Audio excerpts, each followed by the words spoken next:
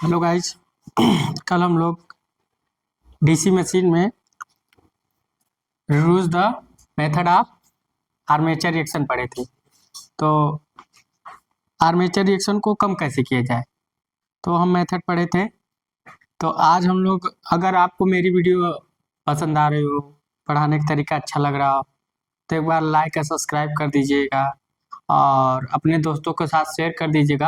और मेरे जितने भी वीडियो होते हैं इलेक्ट्रिकल मशीन के, सारे प्लेलिस्ट में पड़े हैं स्टेप बाय स्टेप करके।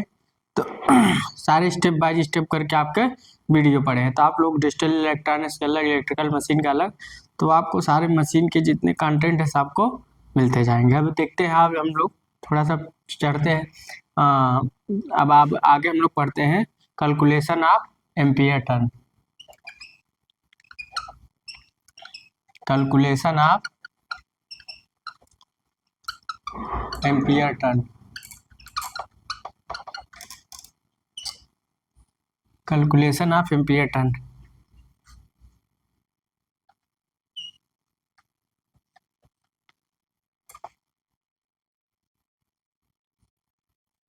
तो एम्पियर टर्न का हम लोग कैलकुलेशन करते हैं। तो आर्मेचर पर जो क्या होते हैं, डीमैग्नेटाइजिंग एम्पियर कंडक्टर होते हैं 4 थीटा डिग्री पर स्थित होते हैं। कितने पर? 4 थीटा डिग्री पर स्थित होते हैं। तो आर्मेचर पर टोटल एम्पियर कंडक्टर जेड आई होंगे। लिखते हैं आर्मेचर पर डीमैग्नेटाइज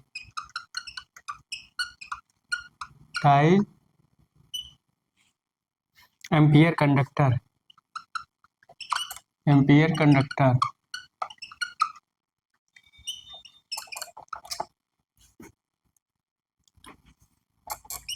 4 थीटा डिग्री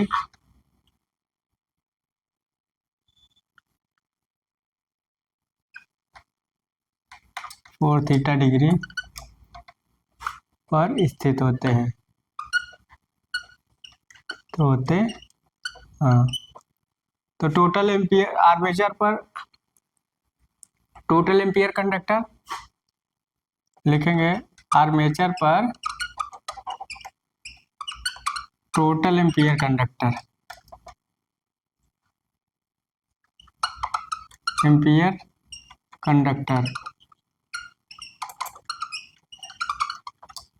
तो टोटल एम्पियर कंडक्टर कितना है? जेड आई। अब देखा जाए तो आर्मेचर पर टोटल एम्पियर कंडक्टर जेड आई, और देखा जाए तो आर्मेचर पर टोटल एम्पियर कंडक्टर जेड आई और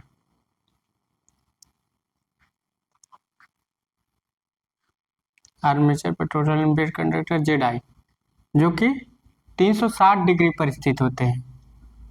जेड आई लिखेंगे जो कि 360 डिग्री पर स्थित होते हैं।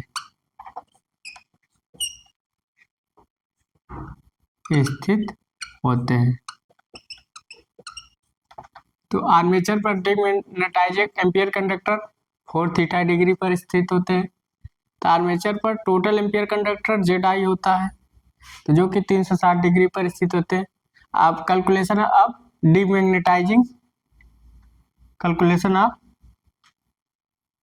डीमैग्नेटाइजिंग एम्पियर टर्न पर पोल कैलकुलेशन करेंगे।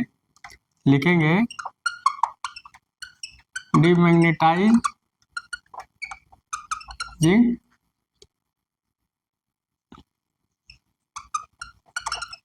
एम्पियर टर्न पोल ऊपर वाला उतार लीजिए। कैलकुलेशन हम लोग करेंगे। तो आर्मेचर पर एम्पियर कंडक्टर कितने होंगे? आर्मेचर पर डीमैग्नेटाइज एम्पियर कंडक्टर, तो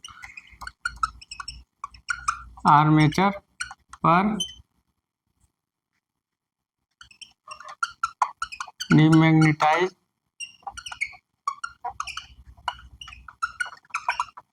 एम्पियर कंडक्टर।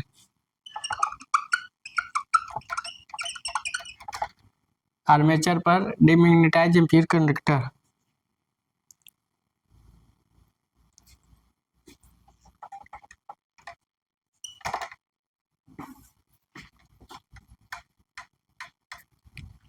डिमैग्नेटाइज एम्पियर कंडक्टर तो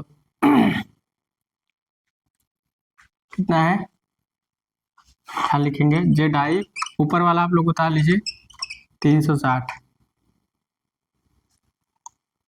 ऊपर वाला आप लोग उतार लिए, ओके, या उतार लीजिए जल्दी। तो आर्मेचर पर डिमैग्नेटाइज एम्पियर कंडक्टर, तो डिमैग्नेटाइज एम्पियर टर्न लिखेंगे, डिमैग्नेटाइज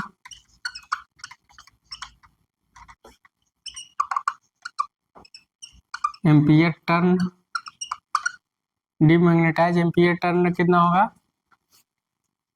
एम्पियर टर्न कितना होगा, Z I upon 2 into R, हाँ 4 थीटा यहाँ कर लेते हैं, 4 थीटा, 4 थीटा पे स्थित है ना। तो डिमैग्नेटाइज एम्पियर टर्न कितना है, थीटा इंटू 360, पर वाला आप लोग उतार लिए होंगे।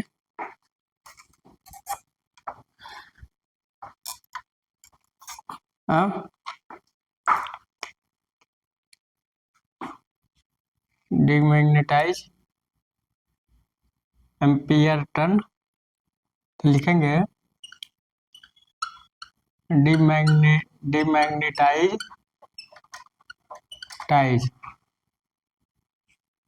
डिमैग्नेटाइज एम्पियर टर्न पर पोल कितना हो जाएगा, Z I upon 2 into 2 into ये 4 थीटा रहेगा ही, 4 थीटा है ये वाला, तो 4 थीटा अपन 360, 4 से 4 कट गया, कितना हुआ, Z I upon theta into 360, तो इसको हम लिख सकते हैं ए डी 80 डिमैग्नेटाइज पर पोल, तो लिखेंगे डिमैग्नेटाइज एम्पियर टर्न पर पोल निकल गया। आप लोग इसको उतार लीजिए, जल्दी से उतार लीजिए आप लोग। तो हम लोग आज कैलकुलेशन कर रहे हैं एम्पियर टर्न का, तो डिमैग्नेटाइज एम्पियर टर्न पर पोल हमने कैलकुलेशन कर दिया। तो आर्मेचर पर जो डिमैग्नेटाइज एम्पियर कंडक्टर होते हैं 4 थी कितना होते हैं, 4 थीटा डिग्री पर स्थित होते हैं। तो आर्मेचर पर टोटल एम्पियर कंडक्टर जेड आई होता है, तो 360 पर स्थित होते हैं। तो डिमैग्नेटाइज एम्पियर टर्न पर पोल का हम कैलकुलेशन करेंगे, इसको हम लिख सकते हैं 80 डी अपान पी, वही चीज़ वहाँ पर लिखती है 80 डी अपान पी, इसको उतार लीजिए आप लोग। तो हम लोग कैलकुलेशन कर रहे हैं कि एम्पियर टर्न कितने होते हैं, डिमैग्नेटाइज एम्पियर टर्न कितने होते हैं, और अभी क्रॉस मैग्नेटाइज एम्पियर टर्न निकालेंगे, उसके बाद टोटल एम्पियर टर्न पर पोल निकालेंगे। तो एक एग्जामों में पूछ सकता है कि डिमैग्नेटाइज एम्पियर टर्न पोल को डायरेक्ट फार्मूले पूछ लेगा, तो डायरेक्ट फार्मूले पूछ लेगा, तो आप लोग याद रखिएगा। अब हम लोग चलते हैं अगला, देखते हैं टोटल एम्पियर टर्न पर पोल, टर्न पर पोल, टोटल एम्पियर टर्न पर पोल की बात करें तो आर्मेचर पर एम्पियर कंडक्टर कितने हैं,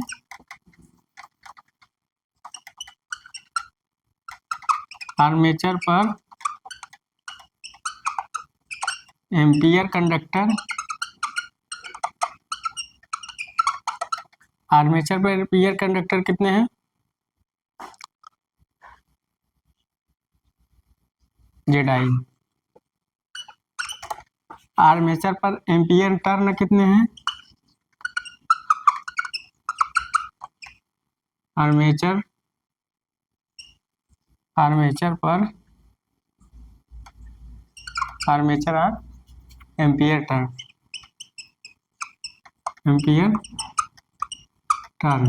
क्या हो जाएगा, जेड आई बाई 2।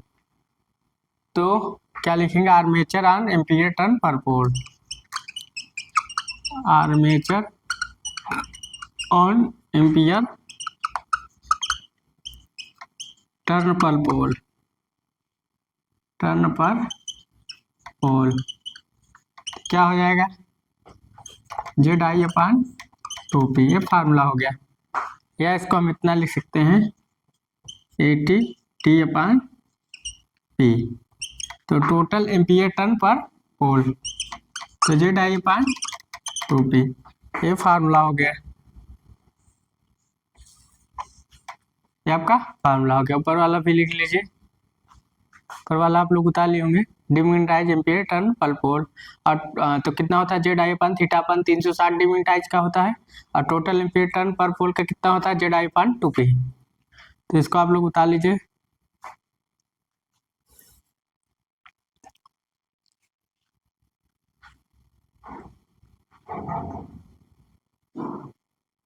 ऊपर वाला आप लोग उतार लिए होंगे।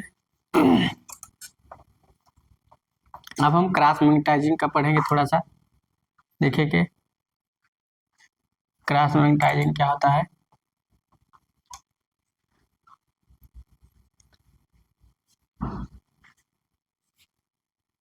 इसको उतार लीजिए, टोटल एम्पियर टर्न पर पोल। तो total ampere turn pole Z I theta upon 360 demagnetising का, और टोटल एम्पियर टर्न पर पोल कितना होगा, जेड आई अपन 2p। ठीक,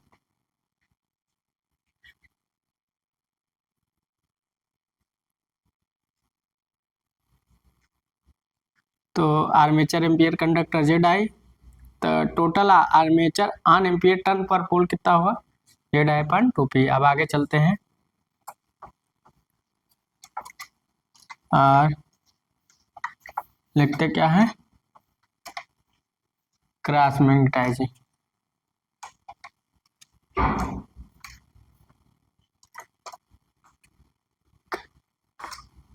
लिखेंगे calculation of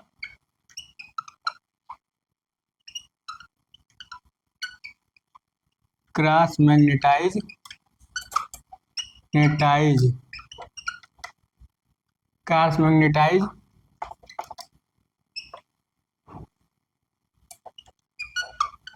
ampere turn per poles. तो अब हम क्या लिखेंगे,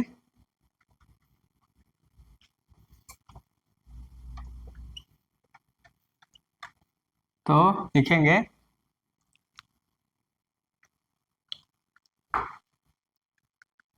सीधा फार्मूला लिखते हैं, 80c upon p equal to 80 total ampere turn पर पोल, और माइनस डिमैग्नेटाइजिंग एम्पियर टर्न पर पोल। तो कितना है, Z I upon 2p, Z I equal to theta equal to 360। तो जेड आई कोष्टक में 1.2p और थीटा इक्वल टू 360। तो यहाँ क्या होगा, क्रॉस मैग्नेटाइजिंग एम्पियर टर्न पर पोल। तो फार्मूला हो गया, आप लोग इसको डाल लीजिए। ये फार्मूला हो गया। पूछता है कहीं कहीं कंपटीशन में, आज तक तो नहीं पूछा, देखिए पूछ सकता है, पॉसिबिलिटी बन सकती है। जो कभी नहीं पूछता तो वही पूछता है, लोग इसको हाल के नहीं लेना है। आपको सब चीज लेना है अच्छे से। तो क्रॉस मैग्नेटाइजिंग एम्पीयर टर्न पर पोल कितना Z I upon Z I कोष्टक में 1/2p माइनस थीटा अपान 360 ही क्रॉस मैग्नेटाइज एम्पीयर टर्न पर पोल। इसको उतार लीजिए। तो हमने क्या निकाला, total calculation of cross magnetising ampere turn पर पोल, डीमैग्नेटाइजिंग एम्पीयर टर्न पर पोल और टोटल एम्पीयर टर्न पर पोल। तो डीमैग्नेटाइजिंग एम्पीयर टर्न पर पोल के क्या निकाला, तो Z I equal to theta 360 और टोटल एम्पीयर टर्न पर पोल का क्या निकाला, जेड आई पान 2p। तो इसके बाद क्रॉस मैग्नेटाइजिंग का निकाल दिया। तो जेड आई अंडर कोष्टक में 1/2p माइनस थीटा इंटू 360। तो आप लोग इसको उतार लीजिए, ये आता है एग्जामों में। और थ्योरेटिकल भी है, आपका थ्योरी भी अच्छा स्ट्रांग हुआ। तब आगे चलते हैं।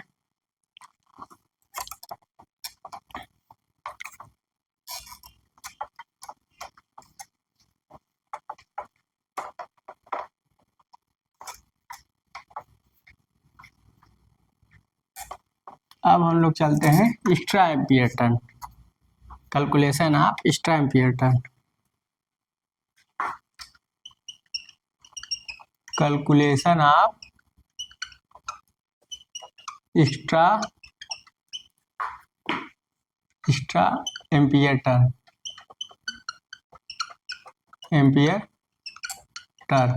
ठीक। तो calculation of extra ampere turn कब दिया जाता है, जब आर्मेचर रिएक्शन में डीमैग्नेटाइजिंग इफेक्ट को हम क्या करते हैं, कम करते हैं। तब मेन पोल पर हम लोग एक्स्ट्रा एम्पीयर टर्न देते हैं, लिख लेते हैं। बताए थे जब आर्मेचर रिएक्शन में हम लोग डीमैग्नेटाइजिंग इफेक्ट कम करते हैं तो क्या करते हैं, मेन पोल पर एक्स्ट्रा एम्पीयर टर्न देते हैं। तो हम लोग क्या करेंगे, एक्स्ट्रा एम्पीयर टर्न, तो शंट टर्न निकालते हैं थोड़ा। Shunt turn extra ampere turn कब देते हैं, जब डीमैग्नेटाइजिंग इफेक्ट कम करते हैं। लिख ले, डीमैग्नेटाइजिंग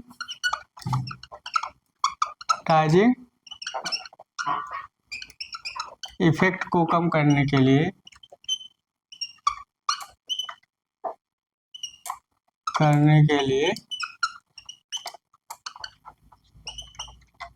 मेन पोल पर, किस पर,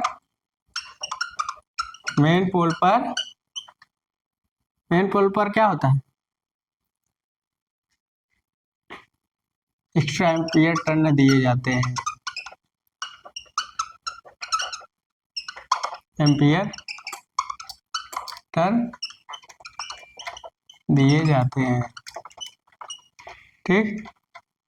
तो दिए जाते हैं। तो देखा जाए कि क्या होता है।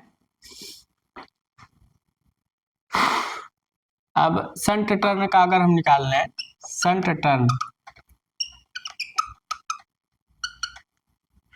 टर्न का अगर निकालें, या शंट मोटर या शंट टर्न का बात ही कही है, शंट वाइंडिंग, ठीक। तो TSH और क्या होगा, डीमैग्नेटाइजिंग का हम निकाल रहे हैं अपान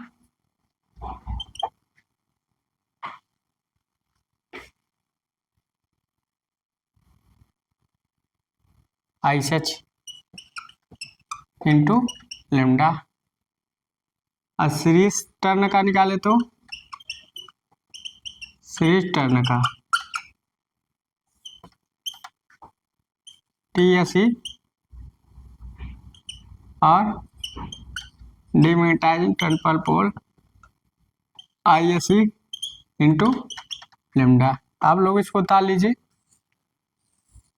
एक्स्ट्रा एम्पीयर सीरीज टर्न और शंट टर्न दिए जाते हैं, चाहे सीरीज वाइंडिंग का हो चाहे शंट टर्न या शंट वाइंडिंग का।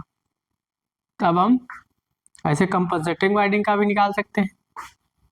तो आप लोग उतार लीजिए, इसको उतार लीजिए ना। मतलब स्टैम्प रिटर्न हम कब देते हैं डीसी मशीन, जब हमको डिमोनेटाइजिंग इफेक्ट कम करना है, वो भी मेन पोल पर देते हैं। तो स्टैम्प पेपर सीरीज टर्न और सर्च टर्न, तो कभी कभी पूछ सकता है कि लेमडा, लेमडा क्या है, लीकेज कोफिशिएंट है। लेमडा क्या है, लीकेज कोफिशिएंट, कोफिशिएंट। तो leakage coefficient phi L lambda लिखो, तो क्या होगा, total flux upon useful flux,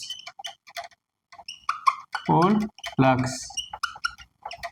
तो lambda equal to total flux phi T और यूजफुल फ्लक्स फाई यू।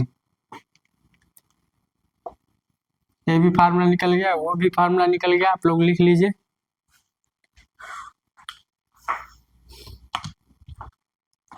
तो हम लोग क्या कर रहे हैं, कैलकुलेशन कर रहे हैं स्टैम्प टर्न का।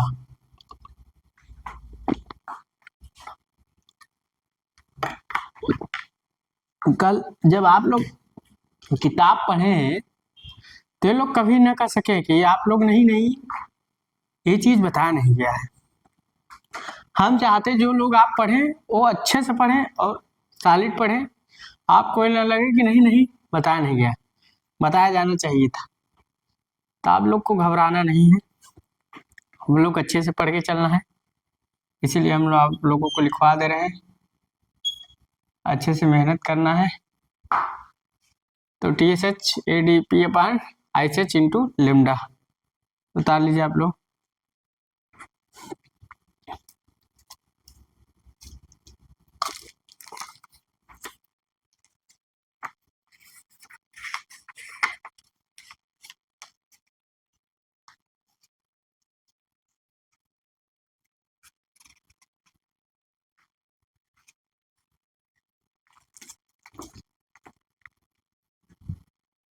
तो आप लोग इसको उतार लिए होंगे।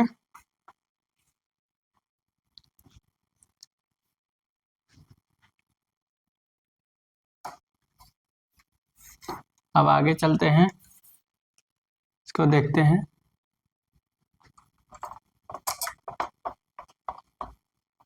आप लोग इसको उतार लिए होंगे, अब आगे चलते हैं। अब ये तो स्टैम्प टर्न हो गया। अब ब्रूस एंगल एक आता है वर्ड, क्या आता है, ब्रूस एंगल। ब्रूस एंगल, तो ब्रूस एंगल देखा जाए, यह किसके ब्रूस एच और GNH के बीच बने कोण को ब्रूस एंगल कहते हैं, इसे मैकेनिकल एंगल भी कहते हैं। ये आपका मान लीजिए ये GNH होता है, अब ब्रूस एंगल भी यही होता है, तो इसके बीच जो एंगल बनता है इसको ब्रूस एंगल बोलते हैं, इसे ब्रूस अक्ष बोलते हैं, ब्रूस एक्सिस, इसे Bruce angle.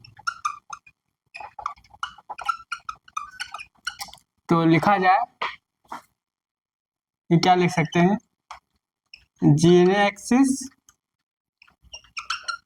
And Bruce axis,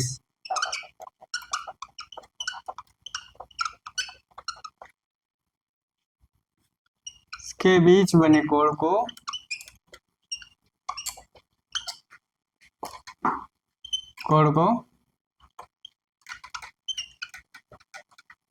Bruce angle कहते हैं। क्या कहते हैं, ब्रूस एंगल।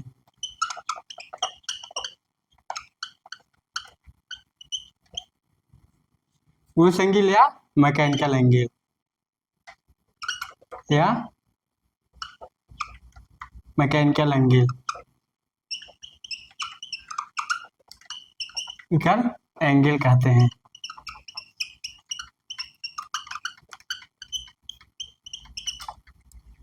तो जीएन एक्सिस और ब्रूस एक्सिस के बीच बने कोण को ब्रूस एंगल कहते हैं, मैकेनिकल एंगल कहते हैं। तो लिखा जाए, यह एंगल मोटर में क्या होता है, जनरेटर में लीडिंग एंगल होता है। नोट करके लिख सकते हैं, नोट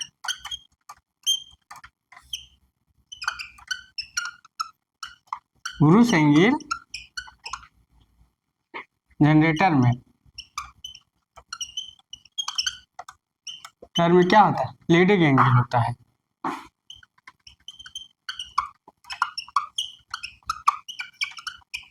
एंगल, और मोटर में क्या होता है, लैगिंग एंगल होता है।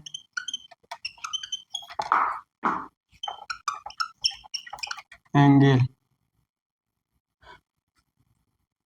तो ब्रूस एंगल जनरेटर में लीडिंग एंगल कहलाता है और मोटर में लैगिंग एंगल। अब हम इसका कैलकुलेशन करें तो degree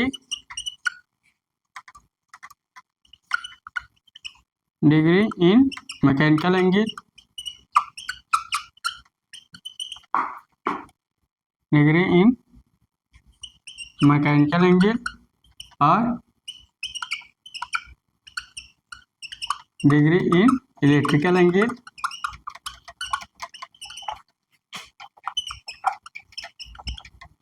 upon degree in mechanical angle या डिग्री इन इलेक्ट्रिकल एंगल ने होल पेयर। तो क्या होगा, तो ये तो थीटा एम हो जाएगा।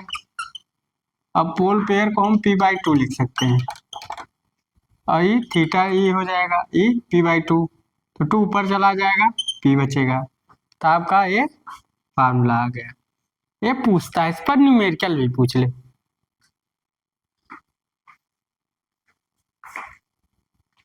एक बार थोड़ा सा आप लोग उतार लीजिए, बारे में लिखवा देते हैं थोड़ा सा। ब्रूस का लीडिंग कोण भी पूछता है, तो ब्रूस का लीडिंग एंगल या ब्रूस का लीडिंग कोण तो लिखाते हैं। थोड़ा सा आप लोग इसको उतार लीजिए।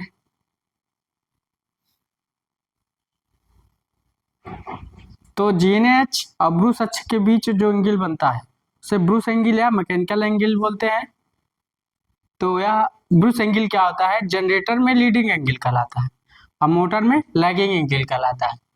तो डिग्री इन मैकेनिकल एंगल और डिग्री इन इलेक्ट्रिकल एंगल, तो पोल पेयर आपका p/2 है। तो फार्मूला क्या होगा, थीटा में इक्वल टू 2 थीटा ये 1 p। इस पर बहुत न्यूमेरिकल पूछते हैं, बहुत ज़्यादा, कभी कभी यही आपका फार्मूला पूछ लेता है। थीटा ये में इक्वल टू 2 थीटा ई, आप लोग उतार लीजिए।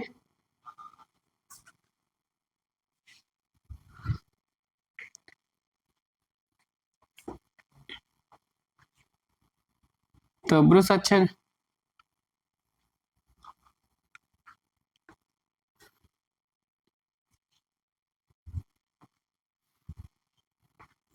तो आज हम लोग पढ़ रहे हैं कि calculation of extra ampere turn, और एम्पियर टर्न का कैलकुलेशन किए डीमैग्नेटाइजिंग, मैग्नेटाइजिंग और टोटल एम्पियर टर्न। तो डीमैग्नेटाइजिंग का हम लोग क्या पढ़े, Z I theta upon 360। Cross का हम क्या पढ़े, Z I upon 2p minus theta upon 360। और टोटल एम्पियर टर्न का क्या पढ़े, जेड आई अपन 2p। तो इसको आप लोग उतार लिए होंगे। आगे चलते हैं।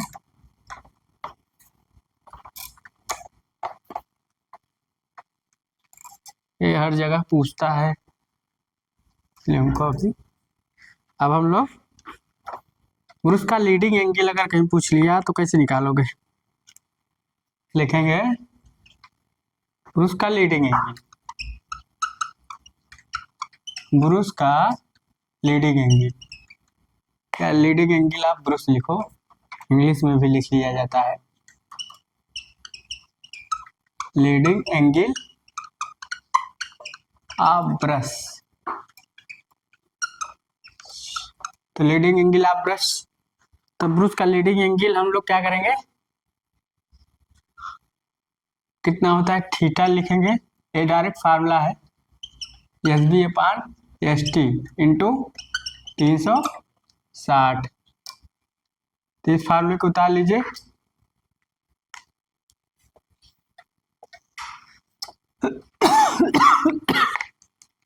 एस टी क्या है, एस टी क्या है, कम्यूटेटर खंड। एस टी क्या है,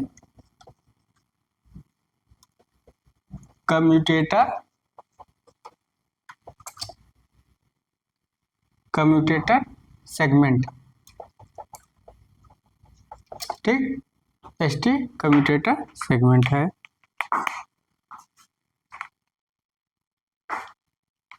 तो आप लोग इसको उतार लीजिए। तो दोस्तों, अगर मेरी वीडियो आपको अच्छी लग रही हो, पढ़ाने का तरीका आपको अच्छा लग रहा हो, तो एक बार लाइक और सब्सक्राइब जरूर कर दीजिएगा, और ज़्यादा से ज़्यादा बेल आइकन को दबाइए, तो अपने दोस्तों के साथ शेयर कीजिए। So thanks.